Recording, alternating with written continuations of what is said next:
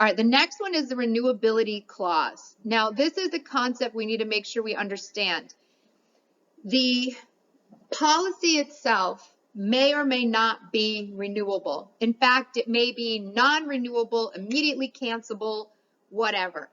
But the place that we find that at is still under what is called the renewability clause. So there's no section of the policy that's cancellation clause or anything like that. It's all called renewability, whether or not the policy is renewable or not. So the part of the policy that we go to find out if it can be renewed is renewability clause.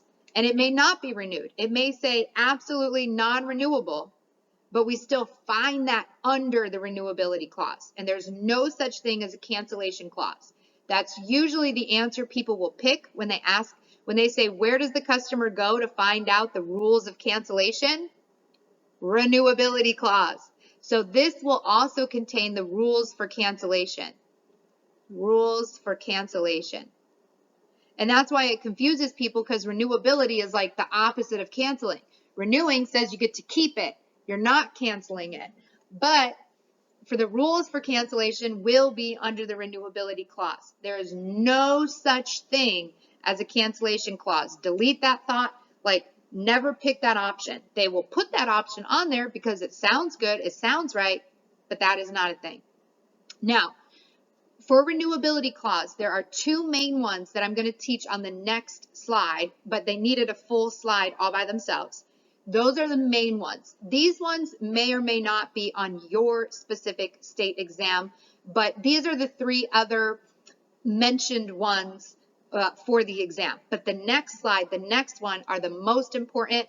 And if you have to narrow down the information that you can memorize or knowledge, just go to the next PowerPoint. These ones don't matter that much, but I will briefly explain them so that you can have somewhat of an understanding. Conditionally renewable just says that there are rules, that it can be renewed so long as everyone follows the rules. So there's conditions, and the word conditions simply means rules, duties, obligations, ways of behaving, that you have to follow these rules, you have to do these things, or else the policy doesn't exist anymore. So conditionally renewable says it can be renewed so long as you follow whatever conditions are set. So for instance, let's say that you have a disability policy, and a disability policy will pay you your missed income if you are sick and injured and can no longer work. So you lose your job because you're sick and injured, you can no longer work. If you have a disability policy with conditionally renewable, it might say you have to have a job in order to have this policy. If you don't have a job, there's no income that you're missing if you get sick or hurt. So one of the conditions might be you have to be employed in order to keep this policy. And if you're not employed, you could lose the coverage. So that's one example of conditionally renewable, but it ultimately comes down to, as long as the rules are followed, we can renew it. If the rules are not followed, we won't renew it. Renewable at the option of the insurer, this is just like car insurance. So with car insurance, it's up to the insurer if they want to renew it or not. And so every 6 months they decide, do we want to give them another one or we don't? So it's up to them. It's up to whatever they want, but it's renewable at the option of the insurer. They get to choose if they renew it, and if they decide they don't want to, they don't have to. The last one is known as non-renewable, cancelable, or period of time. And these ones are actually illegal in most states. So most states say you can't even have a non-renewable, cancelable period of time policies. They generally don't make sense, because that it means the insurer can cancel at any point for whatever reason, and that's kind of unfair. They do, though, have to pay any claims. So if you file a claim and then they cancel, they still have to pay that claim. They can't cancel on you right when you file. Whatever claim you file has to be paid for and taken care of, but then they can say cancel you after that. Now, with the period of time policies, these ones make a little bit more sense. If you have a accident or a travel accident policy, it's only going to work while you're traveling. And as soon as you're done traveling, it'll cancel because you don't need it anymore. So those sums are period of time, like the period of time while you're traveling. It only exists during this time, but once the travel is over, the policy is over. So that would be one example of a period of time policy.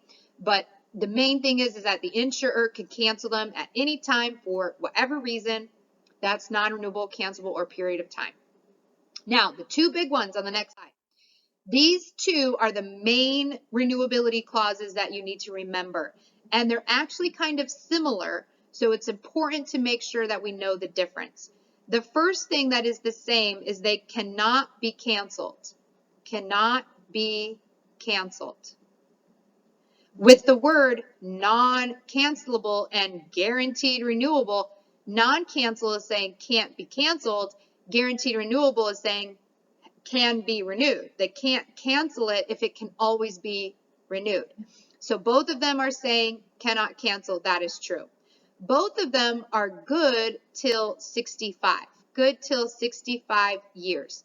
So there are times where the policy will go on longer than this, but when we're thinking about like a disability policy, if a person usually retires around 65 years old, they can sign up for Social Security.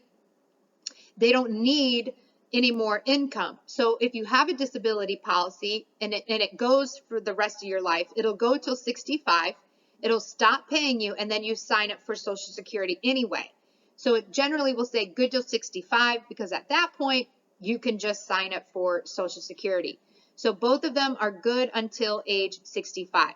Now here is the difference, is increase premium. Can they increase the premium on you when they renew it? For non-cancelable, it's no. There is no increase on the premium. And what I love about this is it has the word no. No cancel, no increase. So non-cancelable, no cancel, no increase. They cannot cancel it on you, and they cannot increase the premium. With guaranteed renewable, they can increase the premium. However, it's on a class basis only. Class basis only. What this means is they cannot raise the rate on an individual. They would have to raise the rate on an entire class. So in insurance, when you fill out your application, whatever answers you put, they're going to put you into a group of people who answered the questions in a similar way, similar medical history, similar age, similar gender, whatever. They're going to put you together in a group, and you become a homogeneous or a class.